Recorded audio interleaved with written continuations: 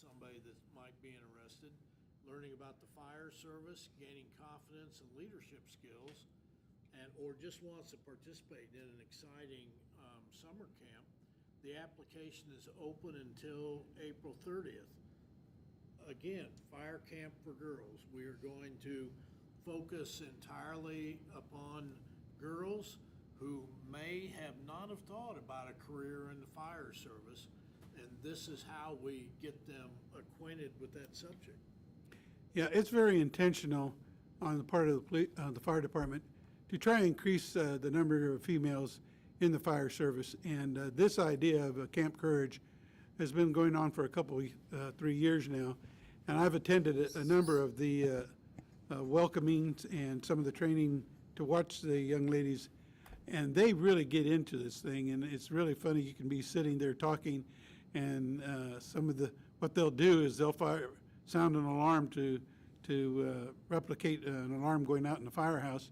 And they have their gear that they have on the side, and they've got so many minutes, actually a minute or two, to stop what they're doing, get into their gear, get ready for service, and kind of experience what actual firefighters do on a regular basis when they respond to an emergency in the community.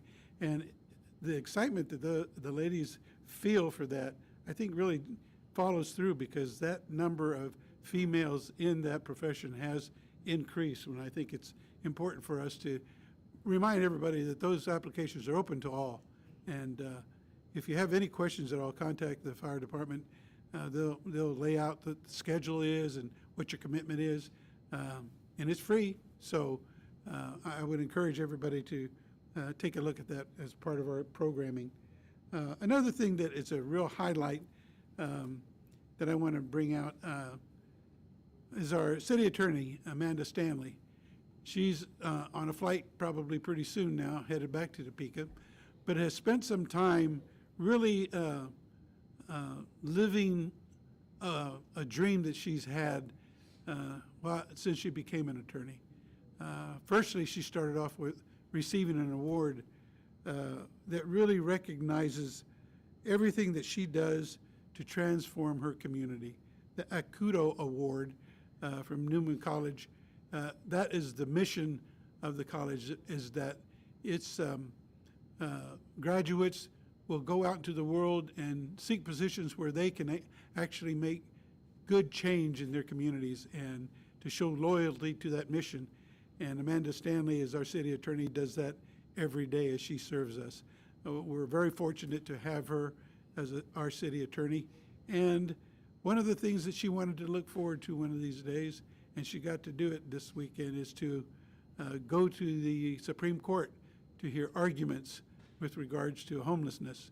And I believe it was the Grants Pass issue that is being discussed, and she was able to get a really good seat from the memo that she sent us describing her experience to really see, as she put it, in her mind, and maybe for many of us, we see the Supreme Court justices as larger-than-life people, but she says sitting right up there in front, they're people just like us making very serious decisions. And she was so grateful that she was able to take up one of her colleagues along with her to help her get around Washington, D.C. and take in the whole experience. So congratulations to her on receiving that award, and I'm glad she was able to make it to Washington, D.C. and meet one of the goals that she had set for herself. We'll have her back later on today, because later on today we are going to have a special meeting of the governing body, and that special meeting has been called by myself to discuss the process in the selection of a permanent city manager, and I'll leave that to you, city manager. First, let me say something about Amanda. We are very proud of Amanda, and she has guided us on homelessness issues like she does a lot of issues. And this was one of the primary reasons she was out there. If I remember right, she helped write the amicus brief. Yeah. She helped review that, helped be in the team of attorneys that wrote an amicus brief on this issue before the Supreme Court. So it is fitting that she's there watching them consider this. Now, city manager update. What the council will do tonight is, I believe, they will not come out of executive session and tell you here's who we picked or anything. But they're going to have another discussion about who they like, who will be my successor. And then in about a month, I would imagine in about a month, if things go right, then we'll be able to make an announcement, if not sooner, about who your next city manager will be. But don't expect an announcement tonight. The council is working very hard on this, and there are just a number of steps that both the candidates and the council has to go through. I know, I've done that for 45 years. Yeah, and I think that's important for the public to know that we're taking this extra time to really vet the candidates, get to really know them, really feel comfortable as a body of who we will choose or recommend for our next city manager. And it's an important position. It's probably one of the most important positions in the city level of government, because that person really directs all the work of all the staff of the city of Topeka. Sometimes people get the impression that the mayor has that responsibility, and that's not accurate at all.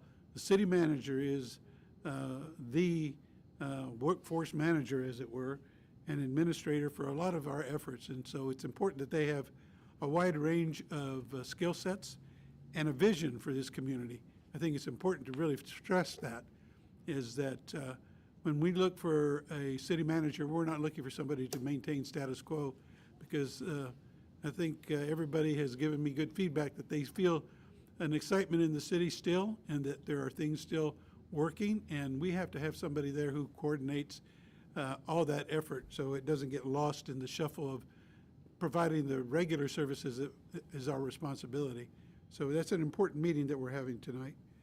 I want to update a little bit on what I've been up to. Here recently, I attended a symposium in Brockhurst University. I was invited there to be a part of a conversation about the U.S. national strategy to counter anti-Semitism.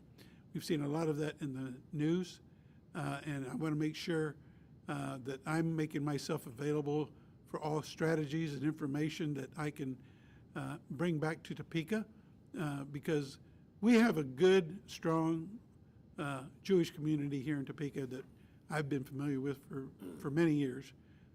And it's a relationship we want to keep strong and growing, and we want to make sure that we're taking every step to be vigilant on anything that might crop up, just like it crops up in any city when these conversations get started and no preparation is put in place. So it was a good symposium. The first gentleman is there. Vice President Kamala Harris's husband was there, and was part of a panel for discussion. Came away with a lot of good ideas and thoughts. So I just want the community to know as a whole, and in specific our Jewish community, that we are vigilant and we are looking at everything we can do to make everybody safe in this community. So I just want to let people know that we are being active in that role and not reactionary. It was called Driving Out Darkness in the Heartland, and it was a 2-day event. They had a Seder and then a symposium the following day. So it was really something I enjoyed going to. Go ahead, City Manager. Following up on what the mayor said, we should never, and when I say we, I mean we as an American people, we as everyday citizens, should never tolerate anybody being discriminated against, anybody being biased against based upon their religion, race, color, or creed. We are America, and we are big enough for everybody to be in this country. And if you look at the history of this country, every religion has played a part in the development of where we are today. Also, I was able to take part by invitation with the U.S. Conference of Mayors in Kansas City for a roundtable discussion hosted by the mayor of Kansas City, Missouri, so that we could sit around as mayors and in a casual way talk about a lot of issues and problems that we all experience in our cities, either small or large, and to get a conversation going about ideas that are being brought forth in their communities that may be applicable to things that we're trying to do here in Topeka. It was a good opportunity to get to know the regional mayors and to hear a lot of support coming from Kansas City, especially for what Topeka is doing. And they're taking notice of us, and that was one of the reasons I got the invitation to go there. So it's important for us to realize that we don't exist, obviously, in a vacuum, that what we do is watched by many people, not just in this city, but in the region. And so I thank the U.S. Conference of Mayors for that opportunity. And as a follow-up, I've been invited to go and will attend another conference of the mayors in Fort Worth, Texas, early this month, early in May, which is a meeting of mayors and police executives to talk about policing issues, those issues that are always out there for discussion, use of force, recruiting, all those things that relate to the provision of services by a police department to its community, and to look at best practices and bring away from there a feeling of where we are as a community. And that's why initially the first thing I brought up was the professionalism of our department here. I'm very proud to represent Topeka and their police department when I go to these kinds of meetings. But this is something that is always an active, always changing conversation. And so I'm glad to be a part of it and appreciate the invitation from the U.S. Conference of Mayors to attend. I've been associated with them since taking office, and they are a good organization and provide a lot of resources for us. And the final thing that I want to speak to, and that was to acknowledge myself and Commissioner Mays and a number of people in the community who have taken part with the WIBW effort on See Me, Hear Me effort. I think it's a great effort to bring to attention something that many of us have been personally touched by, mental health, and the need for the care of those with mental health needs, and for us to be aware of it and not, as it says, don't be afraid of it, talk about it, find those resources that can help you and your family and your situation. But I think it speaks volumes, again, to the community that has been asked and has stepped forward to make these short announcements, just as a reminder to take the stigma away from the need for mental health care. So that's the final thing I'd like to speak to. Oh, no, there's one more, but I'll save that for the last, City Manager. Okay, thank you. Did you promote me there? Yep, Am I yeah, now I did, there? yeah. All right. So, two things I want to hit. Well, actually three. The mental health. Everybody has issues. Everybody in their family has issues. Mental health affects every family. And there are resources out there that all of us can go to. All of us need a little bit of help at times. All of us we may need more. But you can talk to your doctor who can direct you to resources. You can call the mental health agencies in town, Vallejo. If you work for a company that has an employee assistance plan, you can contact the employee assistance plan. Those are, your inquiries are held confidential, but your mental health is important. It's important because it affects not only you, it affects your family, it affects your friends, it affects the people around you. And don't be ashamed to say that I need some help. I need to talk to somebody, because that's what helps you, and that's what helps everyone else. And I appreciate WIBW taking the lead and dealing with this issue in our community. Homeless Initiative, we are cleaning up camps on the Kansas River. We have some large encampments down there, but I want you to know that we don't do this callously. We actually have a team of people. We work with the social service agencies in town, and the city, in cooperation with them, work with people to try and get them relocated, try and get them back into the system, try and help.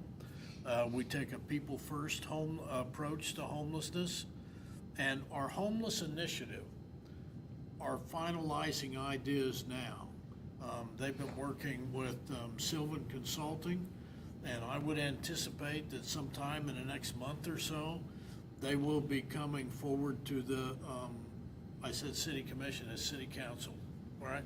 So they'll be coming forward to the city council, putting their report before the council, making some recommendations, and it will just not lay on the table.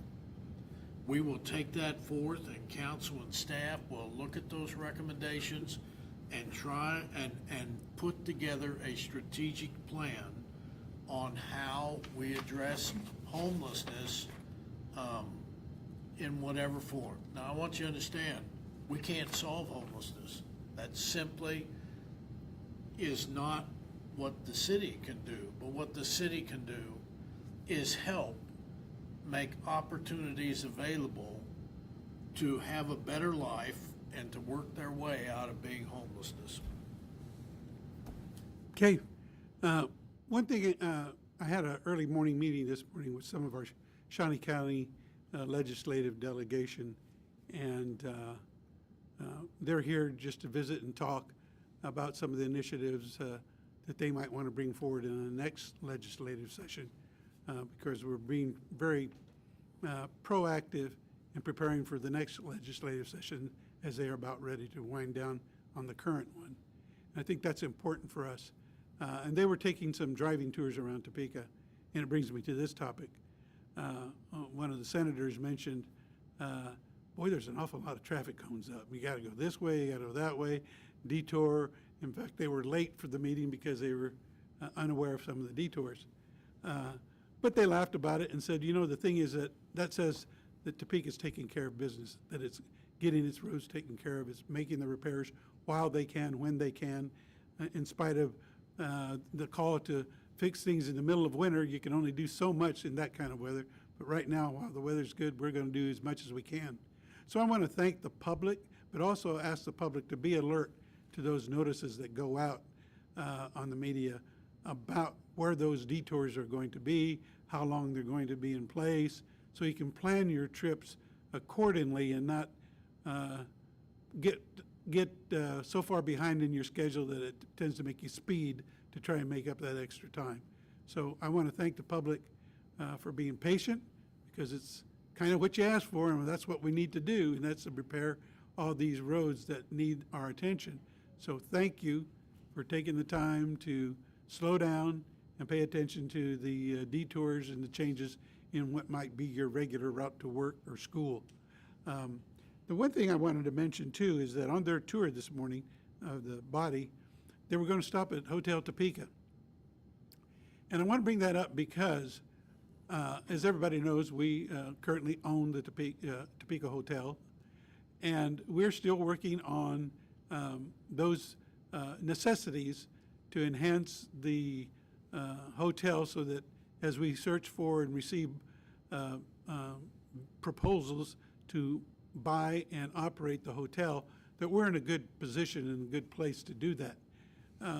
One of the questions that come up often are how and if the city and county are working together, because those properties are adjacent to each other and really, quite honestly, are dependent upon each other. And to that end, I have been busy. I met with their county counselor. I've met with 2 of the commissioners. Third one I meet with after this meeting. But I called him last night and talked to him.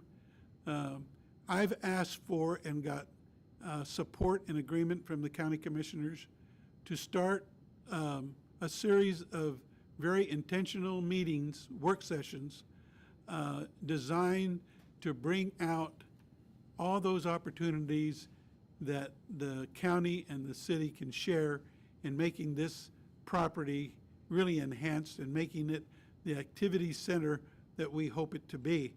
And it's important for us to get these formalized meetings in place, because a lot of things can be said offhanded here, offhanded there, attending different functions. But there needs to be a record of what we're trying to accomplish, what they see as part of their vision, what we see, and then how that vision can be collaborative and include everything that will make us the best package possible for how we market the hotel. So I want to thank the commissioners for doing this, and it's a follow-up to the theme that we presented during the State of the Community presentation, and that is a better and actual working relationship between both governing bodies, so that there is more opportunities than not to get the thoughts, ideas, and make Shawnee County and Topeka the best place possible. And so for that effort, I thank them, and we'll start those meetings very soon. In fact, I'll be meeting with the chair of the commission after this meeting. So that's the last thing I need to bring up. I'd like to circle back around to the incident with Topeka Police Department this weekend. I was there. I've been through several incidents of this type in my career, and I've always been there with the police. Policemen do things that they don't like to do in the interest of public safety. And I will tell you that I talked to every one of our policemen that were involved with this weekend. I thank them for being there, for protecting the public, for doing their job. It is no easy task when you, when a lot of people don't understand what happens mentally when you pull your gun, especially if you have to shoot it. The mayor does. But we have good policemen. We have policemen who go out of their way to care about the department, and we have policemen that do their job every day to protect this city and the citizens that are in it and the citizens that visit it. So I just want to say thank you to our public, to our entire public safety, and especially our police department for what they do every day on our behalf. Okay, thank you, City Manager. So, questions that you might have? Yes? I'd like to go back to the homelessness conversation real quick, if that's possible, and just kind of talk about the Supreme Court met yesterday, and they heard arguments regarding whether it was violating the 8th Amendment to fine people that are sleeping outside. What is kind of the city's outlook on that, and have people been fined? What is that kind of looking like? I'll leave that to you, City Manager. You've been overseeing that. Yeah, I don't believe that we have, but I can check with the chief to make sure. We've really tried to take a approach of educating and moving people along, but it'll be interesting to see, because this Supreme Court decision, when it comes down, will affect us all in how we do business. And also, is there an update for what the point in time count looks like now? No. Update on the point in time count. We're Taylor? working with the state, and we're gonna plan to release those like mid to late May. Yeah, that's it. What she said. Thank you.